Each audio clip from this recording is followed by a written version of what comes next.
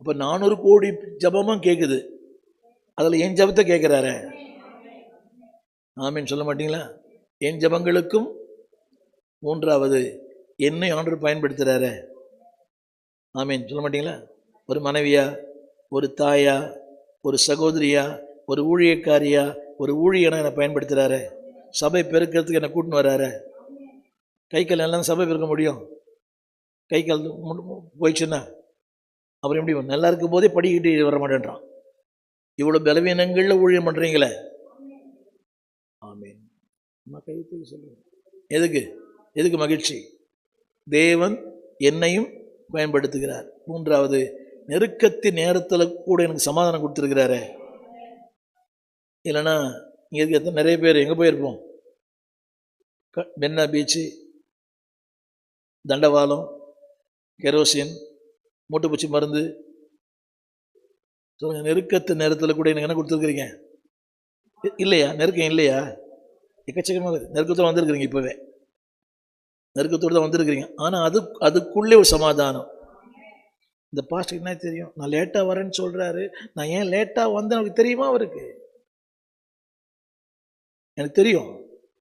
எனக்கு கூட பாருங்க, காலையில் எழுந்தேன், ஒரு டிவி மெசேஜ் கொடுத்துட்டு டிவியில் பேசிட்டு இப்போ வரவே முடியாத அளவுக்கு நிறைய காரியங்கள், சில காரியங்கள் ஆயத்தம் பண்ணணும்.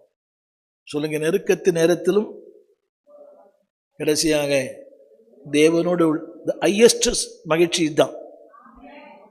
மற்றெல்லாம் சோட்டா, இதுதான் சூப்பர். இது மகிழ்ச்சி. அம்மா பணம் மகிழ்ச்சி இல்லைம்மா. நீங்கள் நோட்டாக என்ன கூட மகிழ்ச்சி கிடையாது. பிள்ளையால் மகிழ்ச்சி இல்லை, பொண்ணால் மகிழ்ச்சி இல்லை, புருஷனால் மகிழ்ச்சி இல்லை, மனைவியால் மகிழ்ச்சி இல்லை, மருமகனால் மகிழ்ச்சி கிடையாது.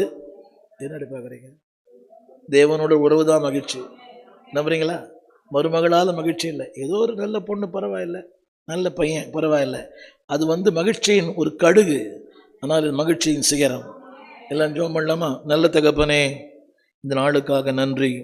நான் படித்த வசனத்தில் மகிழ்ச்சிக்கு அடையாளங்கள் நிறைய இருக்குது. எங்கள் மகிழ்ச்சியின் மகுடம் நீர் தான். மணவாளனை உமை மறவேன்.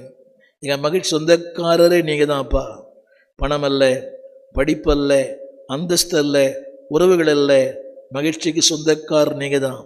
எஸ் லார்ட், நீங்கள் தான் மகிழ்ச்சியின் காரணர். ஆம் தகப்பனே, ஜாய் என்ற வார்த்தை சொந்தக்காரர் நீங்கள் தான்ப்பா. Jesus over you. நீர் எங்கள் மேல் இருக்கிறதுனாலே நித்திய மகிழ்ச்சி தலைமையில் இருக்கும், சஞ்சலமும் தவிப்பும் ஓடி போகும். எங்கள் மகிழ்ச்சியின் உறைவிடமே